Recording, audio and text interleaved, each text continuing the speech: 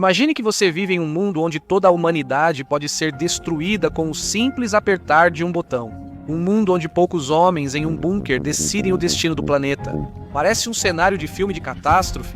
Não, essa tem sido a nossa realidade há mais de 70 anos.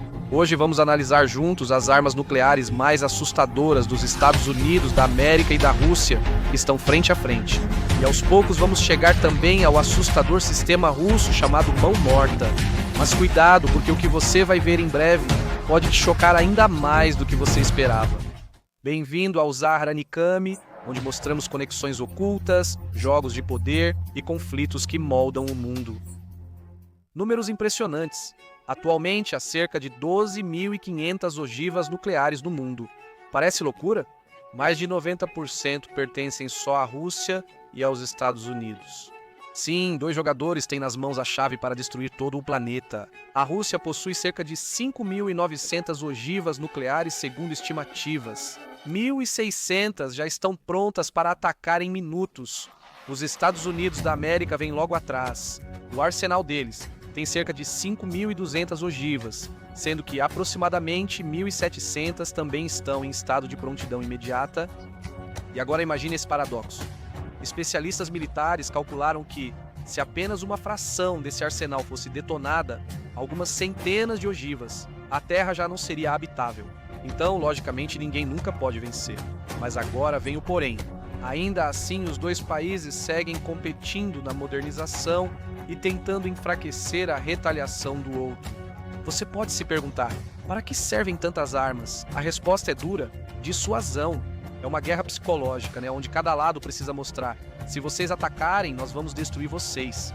Esse conceito é chamado de destruição mútua assegurada. Em inglês, Mutual Assured Destruction, e vou te dizer, nunca um nome foi tão apropriado quanto esse.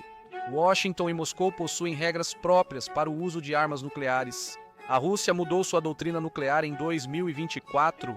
Agora, Moscou se reserva o direito de usar armas nucleares, mesmo em caso de um ataque convencional que ameace a soberania da Rússia ou da Bielorrússia.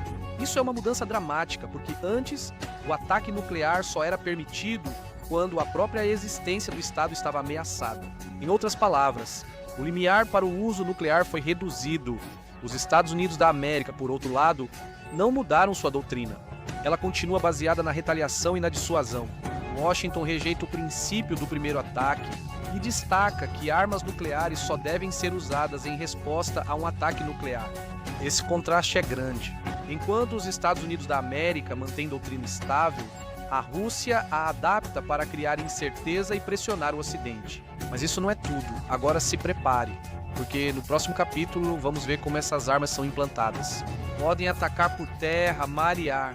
E é exatamente por isso que a tríade nuclear é considerada o mecanismo de dissuasão mais assustador que a humanidade já criou. A tríade nuclear inclui terra, mar e ar. Armas nucleares vão além de bombas em depósitos. Elas fazem parte de um sistema sofisticado chamado tríade nuclear. Por que tríade? Porque o ataque pode vir de 3 direções: terra, mar e ar.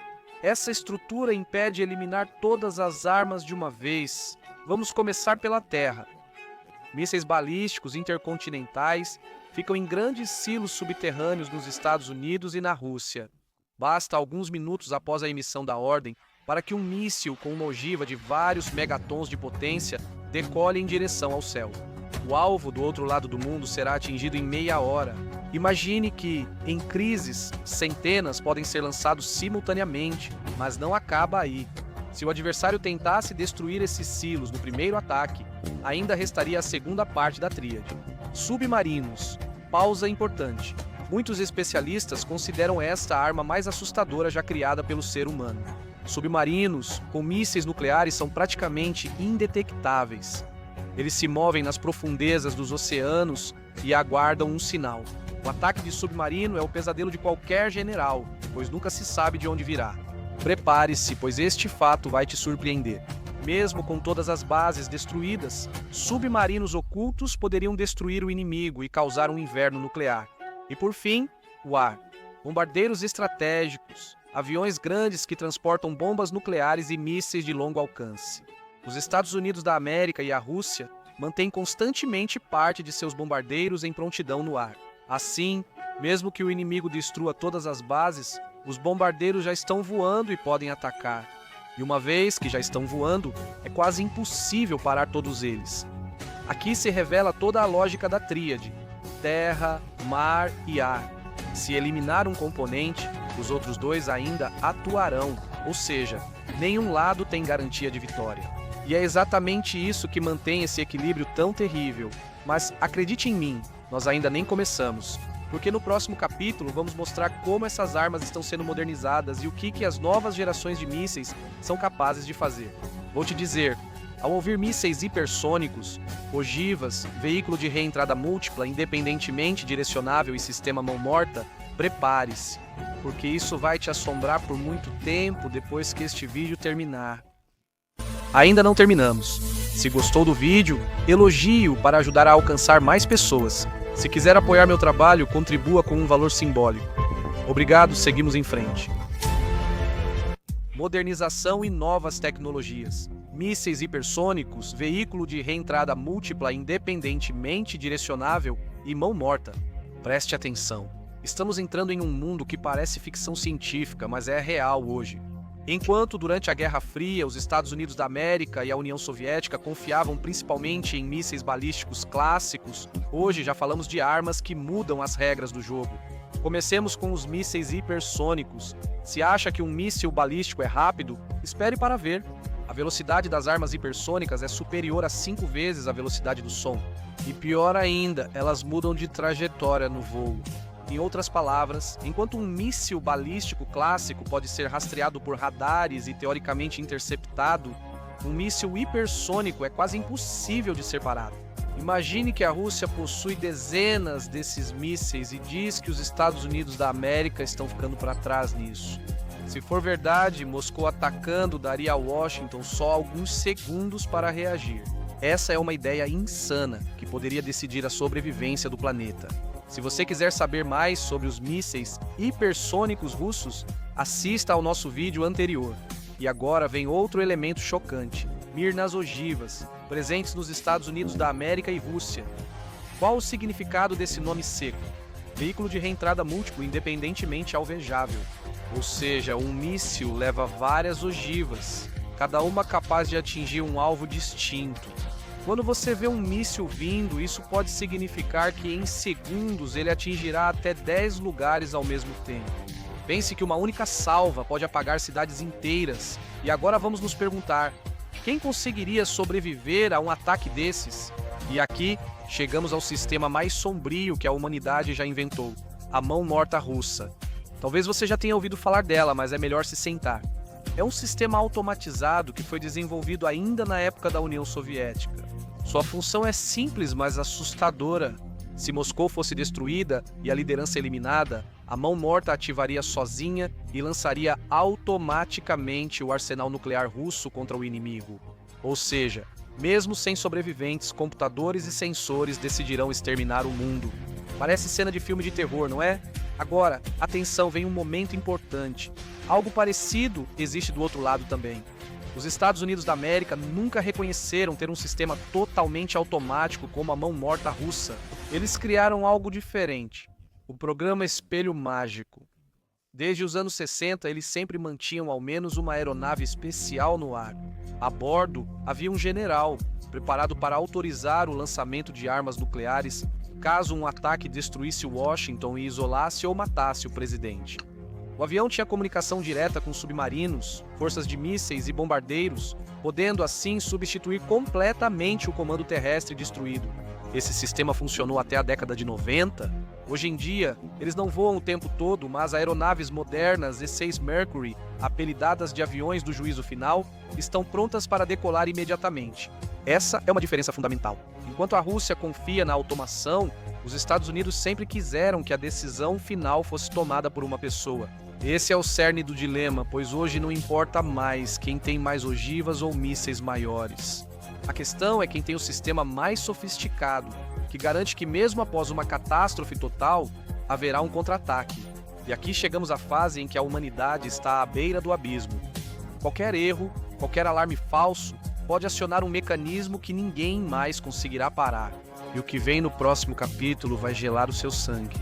Porque agora vamos olhar para os cenários mais assustadores, o que aconteceria se alguém realmente apertasse o gatilho. Cenários apocalípticos, passo a passo, né? Imagine se acontecer. Diplomacia, avisos e acordos sempre falham. Um líder aperta o botão, iniciando o primeiro dia de uma guerra nuclear. Preste atenção. O que você ouvirá não é ficção de Hollywood, mas um cenário baseado em análises militares reais. Primeiro minuto, dezenas de pontos surgem no radar. Mísseis intercontinentais lançados por forças russas ou americanas. Os sistemas de alerta imediatamente acionam as sirenes. Os líderes têm, no máximo, 15 minutos para decidir na primeira hora. As primeiras ogivas atingem as capitais, bases militares e pontos de comunicação. Washington, Moscou, talvez Berlim ou Varsóvia. Centros inteiros desaparecem em bolas de fogo. Milhões de pessoas morrem em questão de segundos. E agora, segure-se. A temperatura no epicentro da explosão pode atingir 100 milhões de graus Celsius, superando o núcleo do Sol. Primeiro dia. O caos domina o planeta, redes elétricas caem, internet some e a economia global para. O transporte aéreo é interrompido, aviões no solo e bancos inoperantes. O que era uma civilização moderna vira ruínas. Na primeira semana, áreas atingidas ficam cobertas de poeira radioativa. O vento espalha essa poeira através das fronteiras, pelos oceanos, ninguém está seguro. Milhões morrem não pela explosão, mas por radiação, queimaduras e fome. As lojas estão sem comida, há pânico nas ruas e o pior cenário é o inverno nuclear. A detonação de centenas ou milhares de ogivas lançaria bilhões de toneladas de fuligem na atmosfera. A luz solar seria bloqueada, as temperaturas despencariam, colheitas e oceanos colapsariam e a fome exterminaria a maioria da humanidade. Isso já não é mais apenas uma guerra. Isso é o fim da civilização como a conhecemos. E agora, vou perguntar diretamente para você. Você consegue imaginar que esses cenários ainda são possíveis em 2025? Isso não é passado. Botões existem, mísseis prontos e sistemas funcionam. 24 horas. Conclusão. A saída para essa loucura? A história revela que já estivemos mais próximos do apocalipse nuclear do que se imagina. Crise do Caribe em 1962. Minutos definiram o destino do planeta, mas hoje a maioria dos acordos de controle de armas não existe mais. Estados Unidos da América, Rússia, China e outras potências se armam como nunca. Agora, preste atenção. Essas mesmas armas, capazes de destruir o mundo, são também o motivo pelo qual ainda evitamos uma grande guerra. O equilíbrio do medo funciona. Mas só até que alguém cometa um erro. A única saída é a diplomacia, porque numa guerra nuclear não existem vencedores, apenas perdedores. Então, pergunte a si mesmo, até quando podemos viver no limite antes que aconteça um erro fatal? Se você gostou do vídeo, ficarei grato pelo like e não se esqueça de se inscrever para não perder os próximos vídeos nos quais estou trabalhando. Apoie meu trabalho agradecendo e recomendando o vídeo para mais pessoas. Muito obrigado!